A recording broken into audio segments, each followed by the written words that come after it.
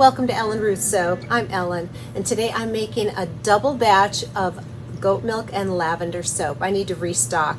I let it get way low in stock and I'm a little behind the power curve on this, but we're gonna make it today. I've made this soap before on YouTube, so I'm gonna fast forward through most of it because you've seen it before, but I figured I'd bring you along. It's just so beautiful. If you're a lavender fan, these are just a classic. And for the color swirl, I do white kaolin clay and then a combination of rose kaolin clay and just a touch of purple mica to make that lavender swirl in it. And then I do lavender buds on top. So that's what we're doing today. It's a double batch, it's a restock. So come along and let's make some really beautiful, classic and gentle goat milk and lavender soap. Okay, today I am using Modern Lavender from Wholesale Supplies Plus. I'm going to do the rest of the additives here while I talk. That's the goat's milk and the dry additives that I normally use. But let me read the scent description for this Modern Lavender that I'm using today. It definitely is dominantly lavender, but it has notes of lime and orange, rosemary and eucalyptus, a little bit of clove and ginger, and some patchouli in there. So it's a more complex lavender, but it's definitely a lavender scent. And so I wanted to kick it up. So Modern Lavender is the fragrance. I'm getting the additives all blended up in here like I do before I add my Lye Solution. Again, I'm making a double batch today, but the way I do that is I make 2 single batches because it's just easier for me to handle and pour, and I feel like I have more control over the soap.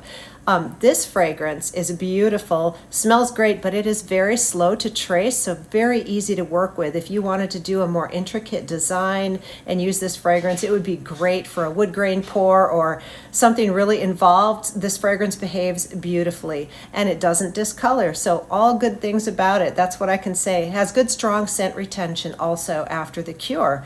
All good things.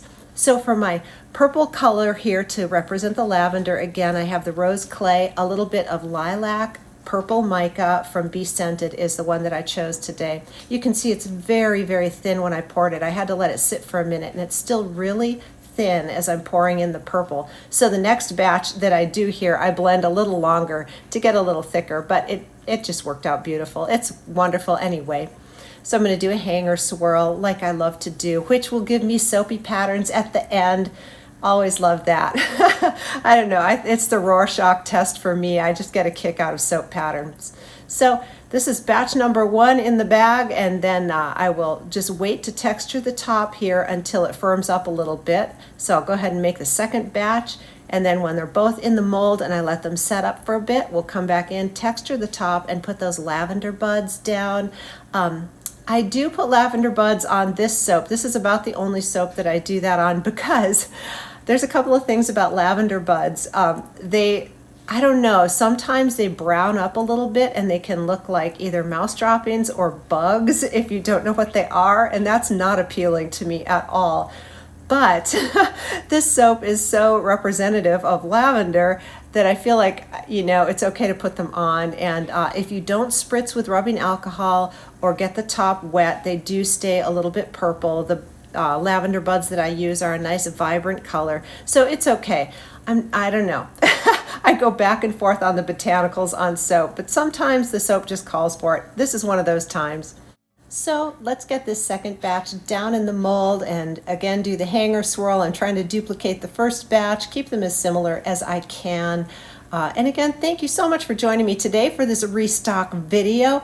You know the drill with me. I'm going to wait, unmold after 24 hours and get them cut and beveled and stamped and all the good stuff. And I will have a soapy pattern video at the end also. So again, thanks for joining me and I hope you have a wonderful day.